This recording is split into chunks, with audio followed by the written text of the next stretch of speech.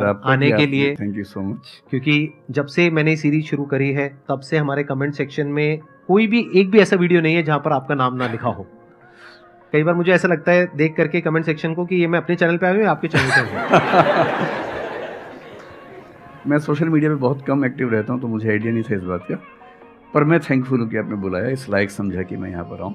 Sir प्यार बहुत करते हैं बच्चे आपको, मतलब इतना प्यार है जिसकी कोई हद नहीं है। मैं ठीक कह रहा हूँ गलत कह रहा हूँ?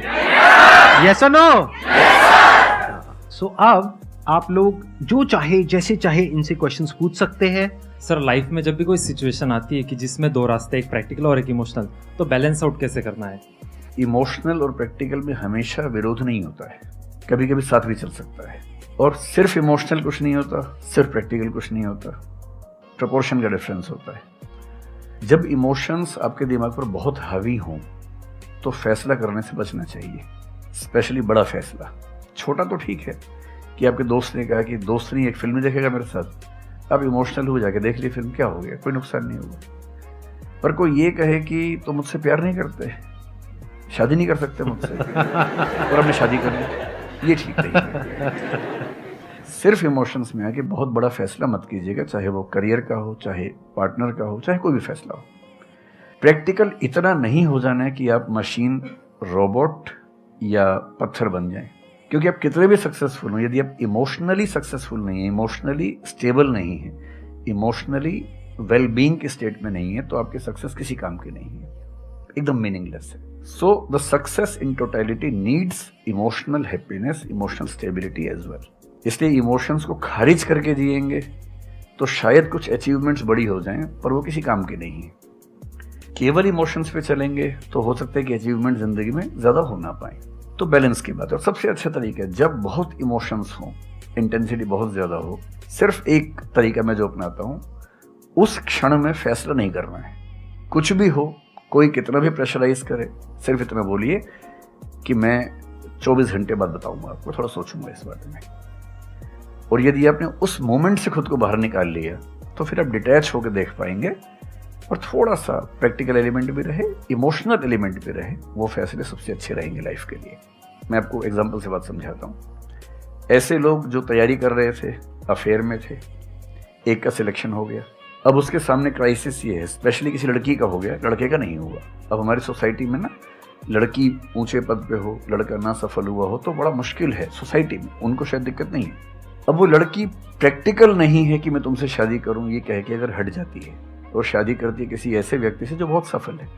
I know many such people personally, मैं नाम नहीं बोल सकता किसी का।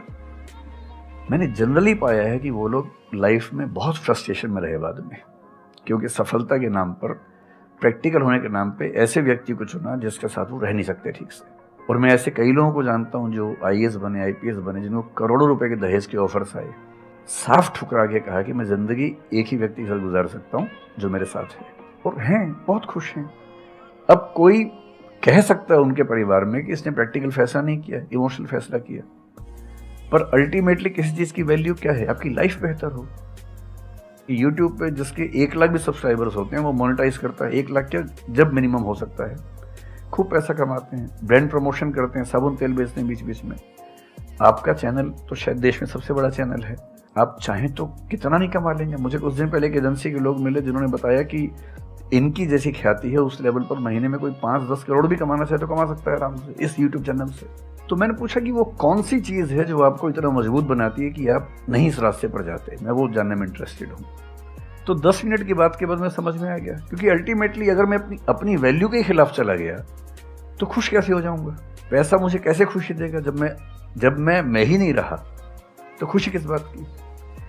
इसलिए इतना प्रैक्टिकल मत होना कि अपनी माँ के, पिता के, भाई बहन, दोस्त जो प्रेमी प्रेमिका है उनके इमोशंस के साथ खेलने लगो।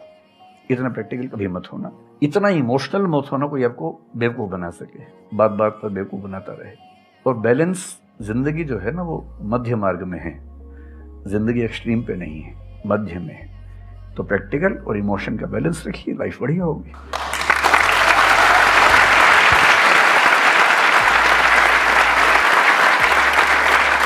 आपने सर इतने अच्छे से एक्सप्लेन किया, मेरे पास में कुछ है ही नहीं बोलने के लिए। यूजुअली मेरे पास में कुछ होता है ऐड करने के लिए, लेकिन आपने पूरा ही उसका ऐसा निचोड़ निकाल दिया। आपने YouTube पे इतना बोला कि सच में नहीं बचाऊंगा आपके पास। 6-7 साल पहले की बात है, मेरी एक स्टूडेंट थी जो सुसाइडल टेंडेंसी की शिकार थी उस समय। उसके घर में कुछ ऐसी ट्रेजेडी, उसकी मदर की डेथ हुई थी, और एक ऐसी ट्रेजेडी जो बहुत ही रेयर किस्म की ट्रेजेडी है, जो शेयर करना ठीक नहीं है यहाँ। तो वो मेरे पास आई और मुझे लगा कि आज मैं पहली बार किसी ऐसे व्यक्ति से बात करूं जो डिप्रेशन में है और सुसाइड कर सकता है अगले 1-2 दिन के अंदर अंदर। अब मैं परेशान था कि मैं कैसे मैनेज करूं, और मुझे मोटिवेशन की ऐसी जानकारी उस समय तो बिल्कुल नहीं थी, बाद में थोड़ा बहुत पढ़ा। तो मैंने उससे कहा कि अच्छा तुम घर जाओ, मैं कुछ देखता हूँ। फिर मैं घर गया, नेट पे सर्च करना शुरू किया। करते करते मुझे आपका एक वीडियो मिल गया, अनस्टॉपेबल शायद कुछ आपने को बनाया था उस समय। तो मैंने वो थोड़ा सा देखा 10 मिनट का। मुझे लगा कि ये जो है ना, ये इंजेक्शन है किसी मतलब डिप्रेस्ड व्यक्ति को तुरंत मोटिवेट करने के लिए। तो मुझे ध्यान है कि मैंने उसको वीडियो का लिंक भेजा। मैंने कहा देखो, ज़िंदगी अपने रास्ते पे चलेगी, ठीक हो जाएगी। जब जब मूड ऐसा हो, बहुत डिप्रेसिंग हो, सुसाइडल मन करे, उस समय वीडियो देखना ध्यान से, और कम से कम उस बुरे फेज से बाहर निकल जाओगी। और फिर मैंने वो वीडियो अपने फैमिली में भी 2-3 बच्चों को भेजा, जो बच्चे उस क्राइसिस में होते थे। तो मैं बहुत थैंकफुल हूँ उन सब बच्चों की जान बचाने में क्या बात कर बड़ी भूमिका है। Thank you so much sir, it means a lot to me. सफल होना छोटी बात है, सार्थक होना ज़्यादा बड़ी बात है। सर मेरा क्वेश्चन ये है कि लाइफ में बहुत सारे सर्कमस्टांसेस आते हैं जहाँ पे मतलब हमें ये लगता है, बहुत सारे निगेटिव थॉट्स आते हैं कि मतलब आगे कैसे बढ़ें, how to get rid of fear of failure. Sir कैसे हम इसको हैंडल करें? अगर हम कोई किसी चीज़ को शुरू करना चाहते हैं सर, तो हमारे दिमाग में बहुत सारे निगेटिव थॉट्स चलते रहते हैं, हो पाएगा नहीं हो पाएगा, बहुत तरह के नेगेटिव क्वेश्चंस आते रहते हैं सर। तो इसको कैसे हैंडल करना है सर इस सिचुएशन को? फियर ऑफ फेलियर थोड़ा सा ठीक भी है, ये हमें रोकता है उन दिशाओं में जाने से जहाँ हमें जाना भी नहीं चाहिए। जैसे मान लीजिए मैं सोचूं कि मैं फुटबॉल प्लेयर बन जाऊं, मुझे पता है कि नहीं बन पाऊंगा, मेरी फिटनेस वैसी नहीं है, तो मुझे ये फियर रोक लेगा, ठीक बात है ना। ये ज़रूरी नहीं है कि आप दुनिया में हर चीज़ के लिए ठीक हो। हर किसी का एक पैकेज है, हर किसी का जो एट्रीब्यूट्स हैं या वर्च्यूज़ हैं, उन सब का एक पैकेज है। We can be good at few things, we can be best at maybe one thing, we can not be best at everything. तो ये बहुत ज़रूरी है कि अपने एप्टीट्यूड को देख के हम सिलेक्शन करें कि हमें कहाँ जाना चाहिए। ठीक है, अगर सिलेक्शन कर लिया है तो फिर फियर ऑफ फेलियर होने की वजह ये है कि या तो आप जो कंपटीशन है उस पर ज़्यादा फोकस कर रहे हैं, अपनी स्ट्रेंथ पे कम फोकस कर रहे हैं।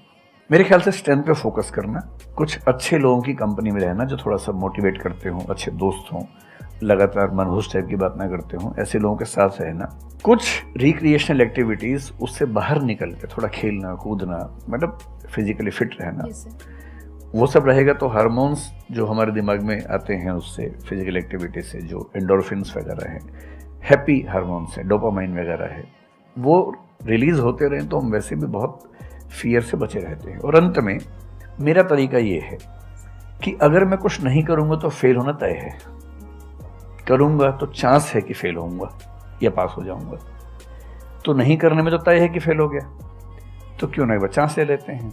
और एक जगह फेल होऊंगा तो तय मान के चलिए कि दूसरी जगह मेरे फेल होने के चांस कम होगा, क्योंकि मुझे एक एक्सपीरियंस है प्रयास करने का और फेल होने का, और वो एक्सपीरियंस किसी ना किसी क्वांटिटी में हर फील्ड में काम आता है, मैच्योरिटी आपके अंदर आती है। और मैं एक शेर अक्सर यूज़ करता हूँ, बहुत बहुत प्रिय शेर मुझे है, और मुझे सच में लगता है कि ज़िंदगी को जीना बहुत आसान काम है, मुश्किल काम नहीं है। असली बात है कि आप प्रयोग करें, कोशिश करें, और हार जाएं तो दूसरी कोशिश करें। और मैं इसीलिए एक लाइन हमेशा बोलता हूँ, क्यों डरे, ज़िंदगी में क्या होगा, कुछ ना होगा तो तजुर्बा होगा।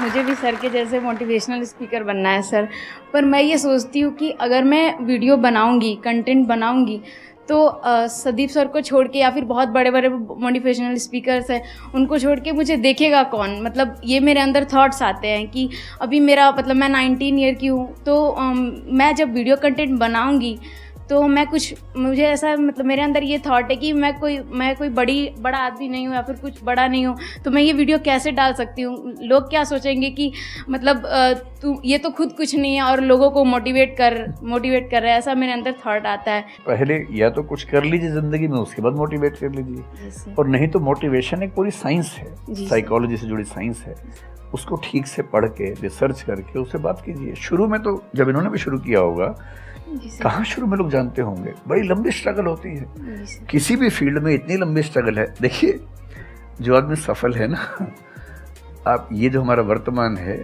ये ऐसे ही नहीं बन गया है।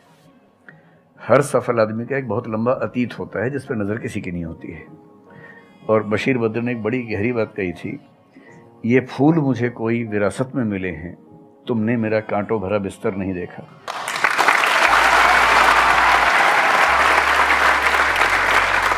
कितने साल तक ये लहूलुहान हुए होंगे, रोज छिला होगा शरीर, तब जाके लोगों ने पहचानना शुरू किया होगा।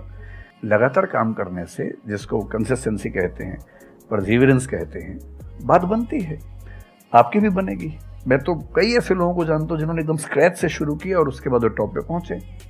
आपने अपने क्वेश्चन में दो बातें टच करी, एक कि आपको मोटिवेशनल स्पीकर बनना है, एक है कि फियर ऑफ फेलियर है। एक तो ये फियर ऑफ फेलियर को हटाइए अगर आपको मोटिवेशनल स्पीकर बनना है, तो अपने माइंडसेट को रखिए experimental mindset.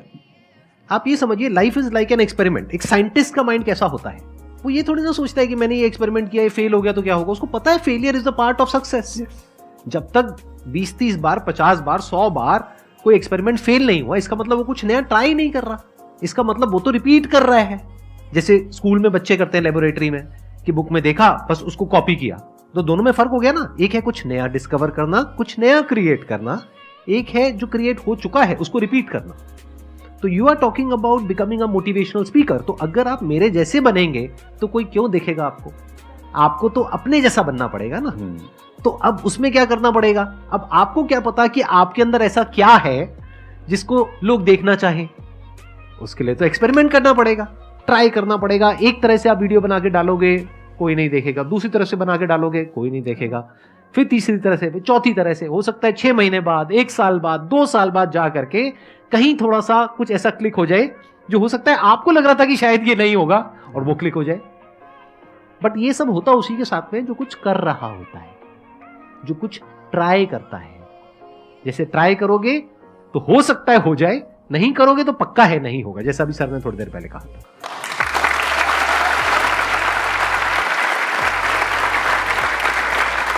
Thank you so much sir यहाँ पर आने के लिए।